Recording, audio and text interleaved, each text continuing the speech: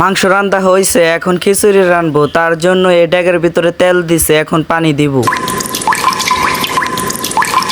ড্যাগের ভিতরে পরিমাণ মতো পানি দেওয়া হয়ে গেছে। দেখো বন্ধুরা, কত সুন্দর করে ড্যাগের নিচে আগুন জ্বলতেছে। ড্যাগের ভিতরে এলাচ দিয়ে দিল। এইদিকে দেখি আমার বইনে খিচুড়ির চাল দিয়ে দিতেছে।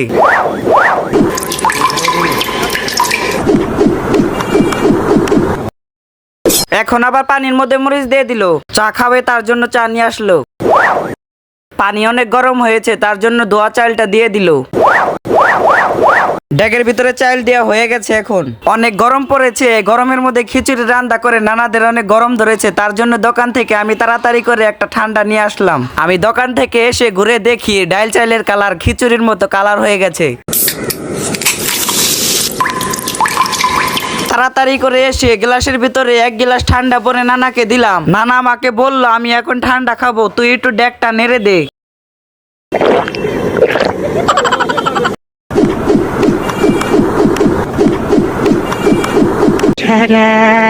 আমি নাড়তে নাড়তে দেখি খিচুড়ির কালার এসে পড়েছে। বলতে গেলে খিচুড়িটা হয়ে গেছে। এখন আজকের ভিডিওটা এ পর্যন্তই। সবাই লাইক সাবস্ক্রাইব করে যাবেন।